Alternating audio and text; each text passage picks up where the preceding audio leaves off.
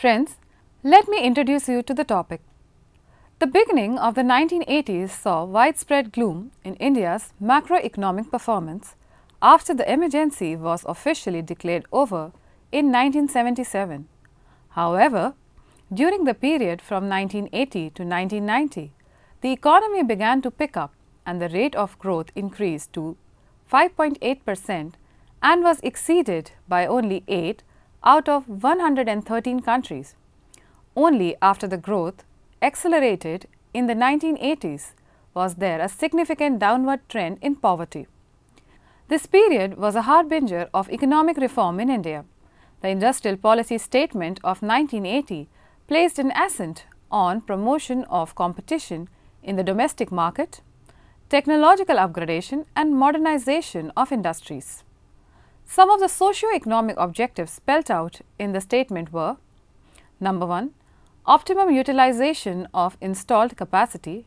Number 2. Higher productivity. Number 3. Higher employment levels. Number 4. Promotion of export-oriented industries. Number 5. Removal of regional disparities. Number 6. Strengthening of agricultural base. Number 7. Consumer protection against high prices and poor quality.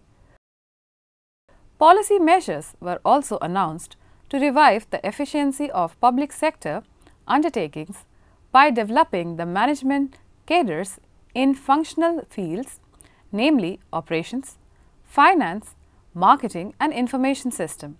An automatic expansion of capacity up to 5% per annum was allowed, particularly in the core sector and industries with long-term export potential. Special incentives were granted to industrial units which were engaged in industrial processes and technologies, aiming at optimum utilization of energy and exploitation of alternate sources of energy. In order to boost the development of small-scale industries, investment limit was raised to Rs 2 million in small-scale units and Rs 2.5 million in ancillary units. In case of tiny units, investment limit was raised to Rs 0.2 million. Policy measures initiated in the first 3 decades since independence facilitated the establishment of basic industries and building up of a broad-based infrastructure in the economy. The 7th Five-Year Plan, starting from 1985 to 1990, recognized the need for consolidation of these strengths and initiating policy measures to prepare Indian industry to respond effectively to emerging challenges. A number of measures were initiated towards technological and managerial modernization to improve productivity, quality and reduce cost of production. The public sector was free from a number of constraints and was provided with greater autonomy.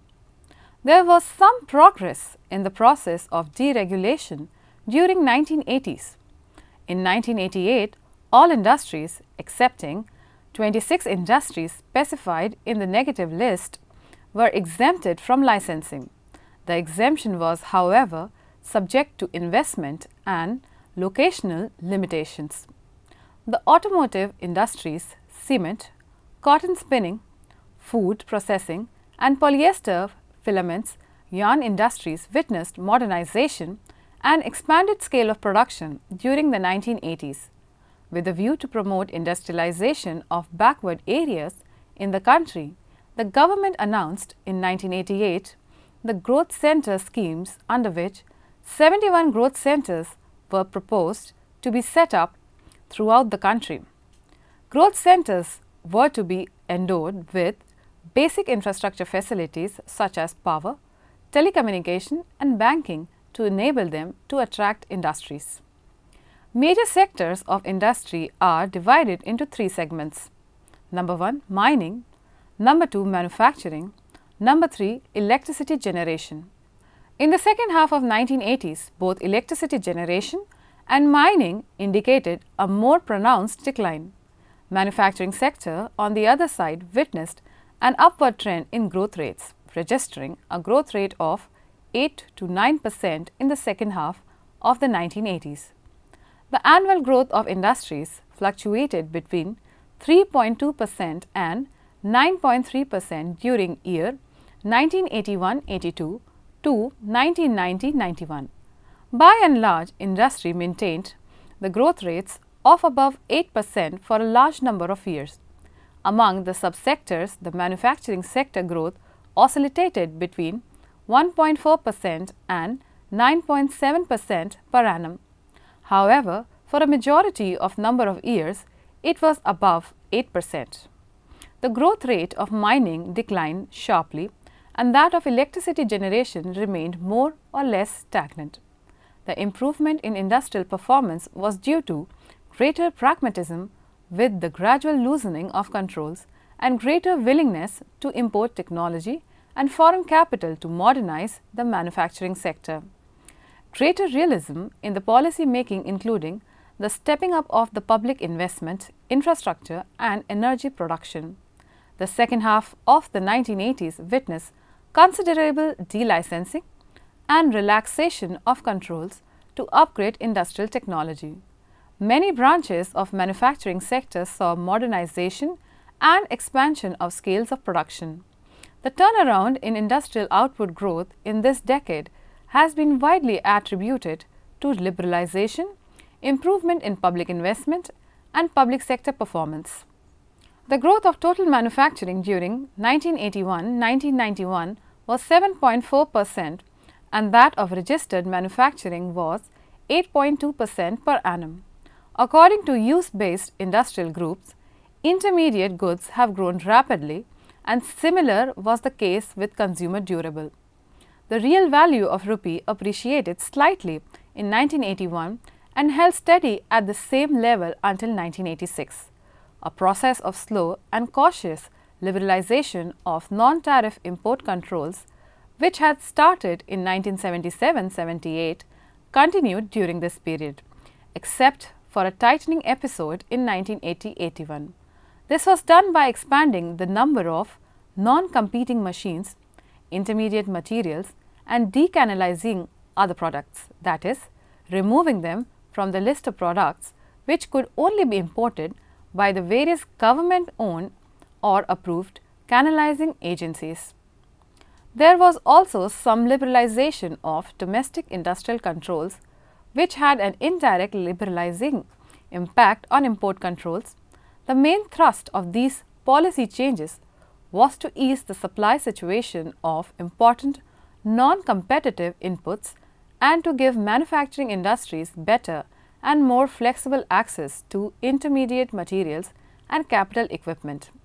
The steep decline in implicit protection between 1981 and 1985 from about 85 to 105% to 40 to 55% suggests that this strategy was successful to some extent, since the reduction in measured protection resulted from a combination of lower domestic prices and higher international prices at a basically unchanged real exchange rate.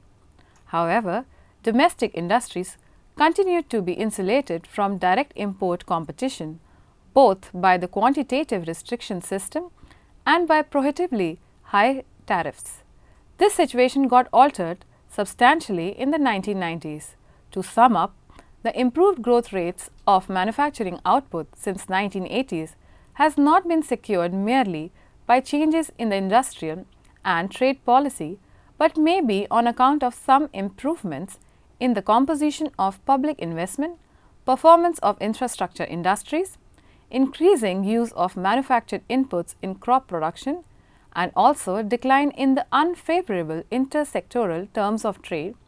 More importantly, the main objective of the macroeconomic policy stance was to facilitate higher industrial growth under relatively liberal domestic policy regime. The changes in trade and industrial policy initiated in the 1980s have enabled firms and industries to operate in a more market-sensitive manner to secure increased output and efficiency by better utilization of capacity with increased inducement to invest. Increased capacity utilization led to increase in productivity. However, the policy changes appear to have had little effect in stepping up the rate of investment in the manufacturing sector. Despite the relative liberal import of capital by a freer import of technology and capital and reduction in various physical controls, neither the rate of investment in manufacturing in general nor efficiency of capital goods sector seem to have witnessed any perceptible improvement. However, greater investments in infrastructure had positive impact on industrial growth in the 1980s. In the late 1980s, government expenditure began to exceed its revenue by such large margins that it became unsustainable. Prices of many essential goods rose sharply. Imports grew at a very high rate without matching growth of exports. Foreign exchange reserves declined to a level that was not adequate to finance imports for more than 2 weeks. There was also not sufficient foreign exchange to pay the interest that needs to be paid to international lenders. Now friends, we will look at policy changes since 1980s. Here are some of the major reforms during that era. The government introduced several export incentives after 1985, relaxing the foreign exchange constraint. 50% of business profits attributable to exports were made income tax deducible. In the 1988 budget, this concession was extended to 100% of export profits, while the interest rate on export credit was reduced from 12 to 9%. There was a steady decline in the share of canalized imports. Between 1980-81 and 1986-87, the share of these imports in total imports declined from 67 to 27%. Imports of petroleum, oil and lubricants imports declined, increasing room for imports of machinery and raw materials by entrepreneurs. The Open General License, popularly known as OGL list, was steadily expanded. This list was reintroduced in 1976 with 79 capital goods items on it. The number of capital goods items included in the OGL list expanded steadily, reaching 1007 in April 1987, 1170 in April 1988 and 1329 in April 1990. There was a relaxation of industrial controls and related reforms. Delicensing received a major boost in 1985, with 25 industries being delicensed and firms that came under the purview of the Monopolies and Restrictive Trade Practices, which is known as MRTP Act, were subject to different rules and could not take advantage of the liberalizing policy changes. Price and distribution controls on cement and aluminium were entirely abolished. Also, there was a major reform of the tax system. The multi-point excise duties were converted into a modified value-added tax, popularly known as MOD VAT, which enabled manufacturers to deduct excise paid on domestically produced inputs and countervailing duties paid on imported inputs from their excise obligations on output. The Indian government also fixed a realistic exchange rate for the rupee. Inflation was relatively stable between 1983 to 1990, averaging 6.75%, recording a low of 3% in early 1986 and a high of about 10%. NABARD was established on the recommendations of Shivraman Committee by an Act of Parliament on 12 July 1982 to implement the National Bank for Agriculture and Rural Development Act 1981. Now friends, let us have a look at GDP growth. From 1980 to 1989, the economy grew at an annual rate of 5.5% or 3.3% on a per capita basis. Industry grew at an annual rate of 6.6% and agriculture at rate of 3.6%. A high rate of investment was a major factor in improved economic growth. India, however, required a higher rate of investment to attain comparable economic growth than did most other low-income developing countries. indicating a lower rate of return on investments. In 1980s, 3 important committees were set up in the early 1980s. Number 1, Narasimha Committee on the shift from physical controls to fiscal controls, and second, Sen-Gupta Committee on the public sector. Number 3, the Hussain Committee on trade policy. The 1980s reform proved particularly crucial in building the confidence of politicians regarding the ability of the policy changes such as devaluation, trade liberalization, delicensing of investment to spur growth without disruption. GDP growth picked up by almost 6% in the 1980s. It was driven mainly by a massive expansion in the country's fiscal deficit. The growing structural imbalances in the economy, the current account deficit climbed to over 2% of the GDP by the end of the 1980s and inevitably culminated in a severe balance of payment crisis in July 1991. It was this balance of payment crisis that forced India to procure an IMF loan that led to the adoption of a major reform package. The origin of the financial crisis can be traced from the inefficient management of the Indian economy in the 1980s. We know that for implementing various policies and its general administration, the government generates funds from various sources such as taxation, running of public sector enterprises, etc. When expenditure is more than income, the government borrows to finance the deficit from banks and also from people within the country and from international financial institutions. When we import goods like petroleum, we pay in dollars, not which we earn from our exports. Development policies required that even though the revenues were very low, the government had to overshoot its revenue to meet problems like unemployment, poverty, and population explosion. The continued spending on development programs of the government did not generate additional revenue. Moreover, the government was not able to generate sufficiently from internal sources such as taxation.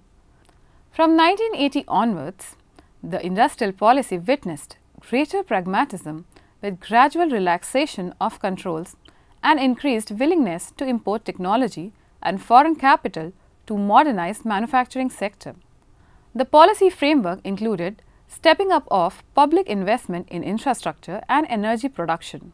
The second oil shock was successfully met by enhancing domestic oil production and by import substitution in fertilizers.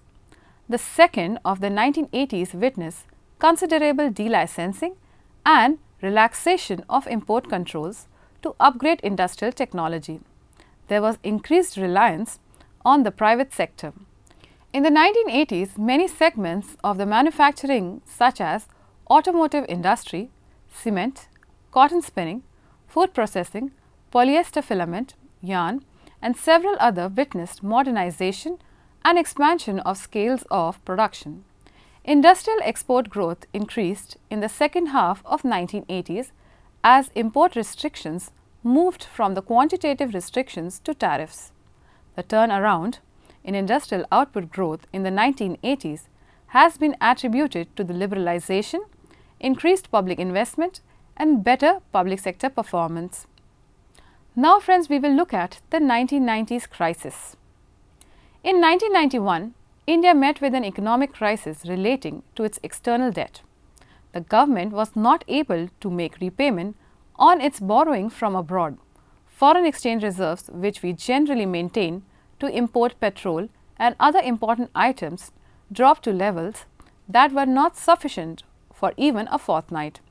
The origin of crisis is directly attributable to the macro management of the economy during 1980s, which led to large and persistent macroeconomic imbalances. The crisis was further compounded by the rising prices of essential goods. All these led the government to introduce a new set of policy measures which changed the direction of our developmental strategies.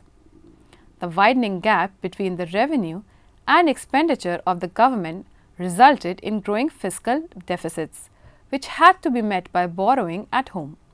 Further, the steadily growing difference between income and expenditure of the economy as a whole resulted in large current account deficits in the balance of payment, which were financed by borrowing from abroad.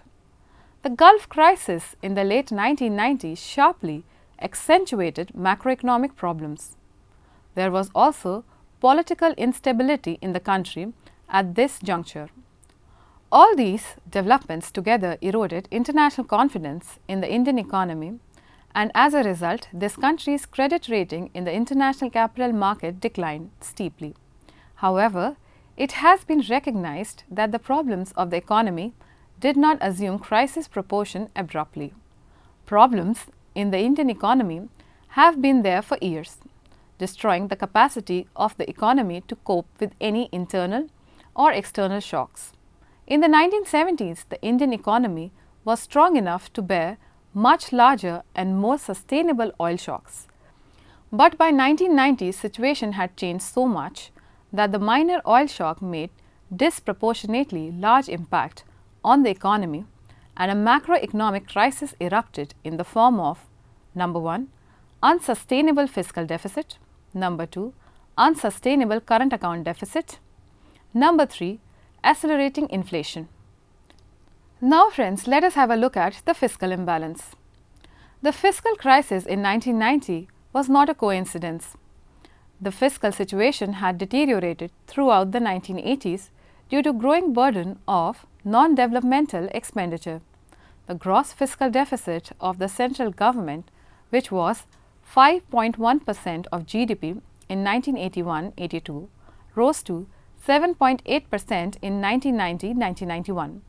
Since this fiscal deficit had to be met by recourse to borrowing, the internal debt of the central government increased rapidly, rising from 33.3% of GDP at the end of 1980-81 to 49.7% of GDP at the end of 1990-91.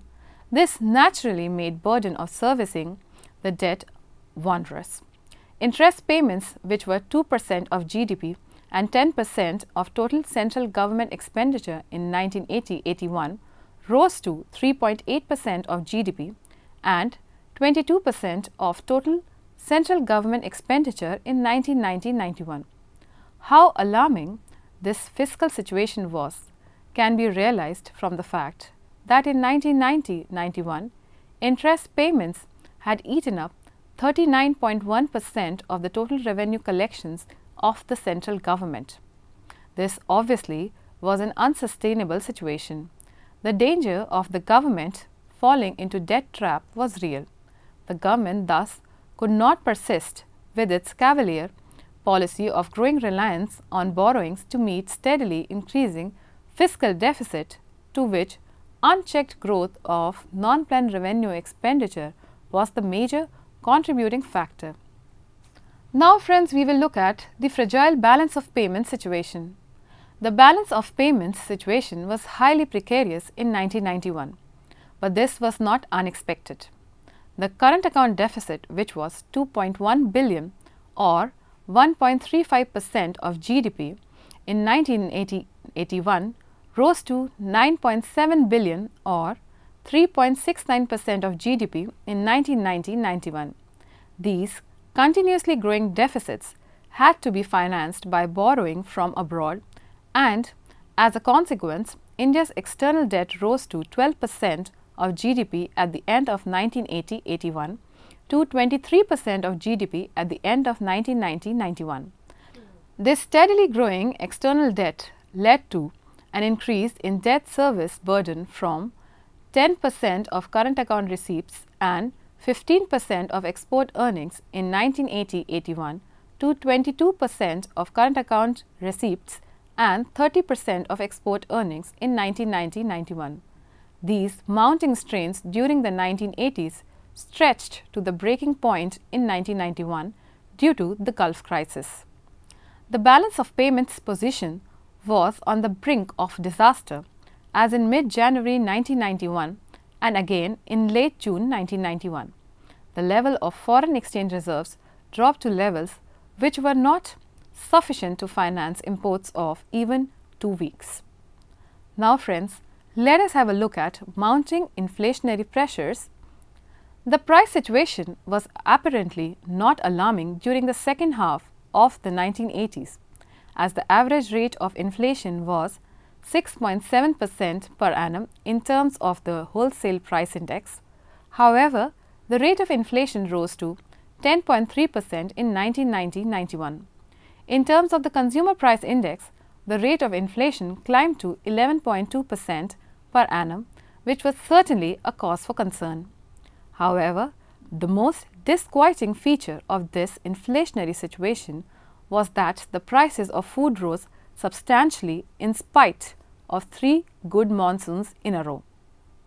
By that time, the surge in oil prices triggered by the Gulf War in 1990 imposed a severe strain on a balance of payments.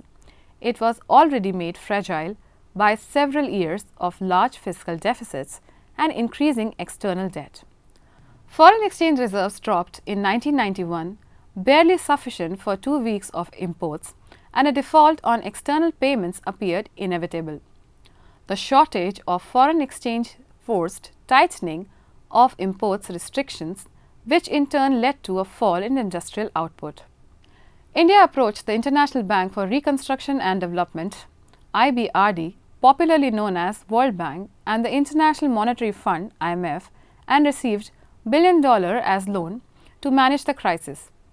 For availing the loan, these international agencies expected India to liberalize and open up the economy by removing restrictions on the private sector, reduce the role of government in many areas, and remove trade restrictions. Friends, now let us summarize this session.